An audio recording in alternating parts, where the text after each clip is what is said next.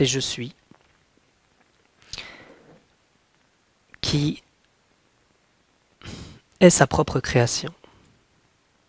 Donc il n'y a pas une sorte de séparation, parce que sinon il y aurait le concept religieux d'un Dieu extérieur, unique, qui nous taperait sur les doigts quand on fait quelque chose de mal. Hein, c'est ce qui a maintenu, c'est ce qui a permis le pouvoir sur les hommes pendant des milliers d'années, hein, cette simple inversion du pouvoir de l'amour en l'amour du pouvoir. Et à ce moment-là, il y a un créateur. Mais création d'un point de vue mental, parce que le mental ne fait que séparer, sous-entend qu'il y a un créateur et une création. En réalité, ces deux choses sont fusionnées. Parce qu'il n'y a ni percevant ni perception. Tant qu'il y a perception, il y a quelqu'un qui perçoit. Ce quelqu'un qui perçoit est l'identité. Fondamentalement, la clé se trouve là, mais parfois ça dépend. Ça peut être une méthode plus masculine, parce que c'est un peu peut-être cérébral, mais si on investigue, c'est ce qui est dans l'hindouisme expliqué depuis toujours, si on recherche bien quel est ce jeu qui s'exprime, on peut y voir sa nature infondée. Donc, le principe de base est que s'il n'y a pas séparation, il ne peut pas y avoir de monde extérieur, vu que tout est un. Donc l'extérieur est le reflet de soi. Fondamentalement, s'il n'y a pas de séparation, l'intérieur n'est pas plus vrai que l'extérieur. Il n'y a ni l'un ni l'autre. Mais tant que, il faut être honnête avec soi-même, c'est important parce que c'est par l'honnêteté l'honnêteté mène à la non-dualité, à l'absence de jugement. Être honnête, c'est ne pas juger. Donc, il faut être honnête avec soi et ne pas nier si l'on ressent encore de la souffrance, si on a encore un attachement au monde extérieur, il ne faut pas le renier. Sinon, on se déracine. Alors on a la tête dans les nuages, ça peut devenir des égos spiritualisés, on devient encore plus abstrait. Or, c'est très concret, donc la vérité est sous nos pieds. Elle est là. Le sommet est sous nos pieds. Il n'est pas demain, il n'est pas devant. Donc il suffit de le voir. Donc il n'y a pas... Tout est une porte d'entrée. Le présent est la porte d'entrée. Donc il suffit de voir la situation ici et maintenant complètement, de façon honnête, complètement, pour se rendre compte, pour laisser cette vérité se dévoiler. Le monde extérieur est donc le reflet de soi, et ça c'est très juste. Ce qui veut dire que ça ne sert à rien de vouloir changer quelque chose à l'extérieur, ça ne sert à rien d'accuser l'autre, ça ne sert à rien. Toute chose qu'on voit en l'autre de façon négative n'est que le reflet de parties de soi que nous ne sommes pas encore prêts à aimer. Donc là, je parle d'un point de vue duel. Il faut bien employer des mots, de toute façon, tous les mots sont duels. Mais on peut l'entendre au-delà. C'est donc à partir du moment où on commence à accepter, c'est une maturité. Tu l'as dit et c'est juste, tu as été à un stade, je ne sais pas si c'est encore le cas, où tu n'étais pas prêt à voir cette vérité. Parce que quand tu disais c'est moi, tu culpabilisais et tu dis quelle horreur. À un moment donné, tourner le regard vers l'intérieur, c'est se pardonner. Et le pardon dissout la culpabilité.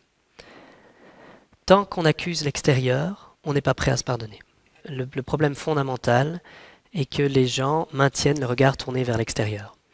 Et ils veulent changer le monde, ils veulent aider, ils veulent sauver. Alors que tout ça est le reflet de soi, je le maintiens. On va l'exprimer à ce niveau-là. Donc, pour dissoudre cette séparation entre l'extérieur et l'intérieur, on ne peut le faire qu'en tournant le regard vers l'intérieur. À force de tourner le regard vers l'intérieur, à force de voir que le monde extérieur est le reflet de soi, on finira par dissoudre même la notion d'intérieur. Il n'y aura plus que cela. Mais cette reconnaissance se fait par l'intérieur tant qu'il y a cette illusion de séparation entre l'extérieur et l'intérieur. Cet intérieur, c'est le cœur, qui est au-delà de ce mot. C'est donc un abandon, en ce qui ne s'explique pas.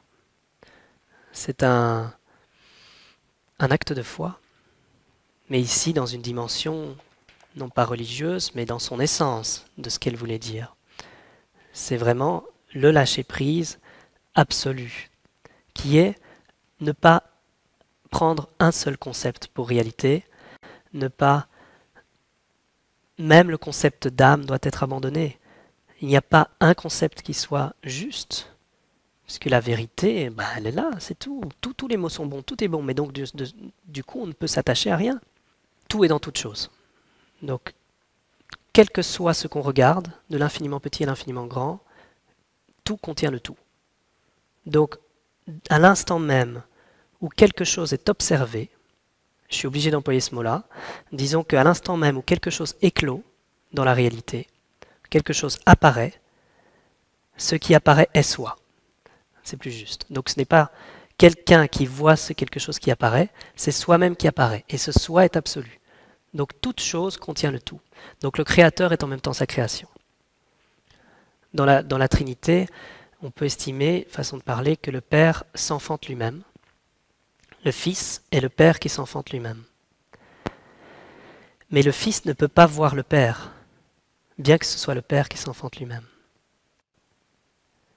Ça veut dire que ce qui est vécu concrètement est une relation qui n'est pas ce mot, parce que cette relation d'un point de vue mental sous-entend deux personnes en relation. Or c'est une relation avec soi-même, c'est comme un feu qui se consume sur lui-même. Quand on prend l'exemple du feu, on voit bien qu'on ne peut pas faire la distinction entre ce qui est clair et ce qui brûle. Donc on voit comment les deux ne font qu'un. Ce feu qui brûle sur lui-même est ce qui est vécu dans une réciprocité sur elle-même qui permet que le créateur soit en même temps la création, que l'observateur soit l'observé, que les deux soient fusionnés. La vérité est la simultanéité de tous les contraires. C'est la raison pour laquelle il est impossible de comprendre ça mentalement. Impossible. Plus on essaie de comprendre ça, plus on va se casser la tête pour rien. Parce que ça doit se ressentir dans le cœur. Mais ça, c'est la vérité tellement juste que le cœur n'a aucune difficulté à l'entendre. Aucune. Le mental a une difficulté totale. Il ne peut pas.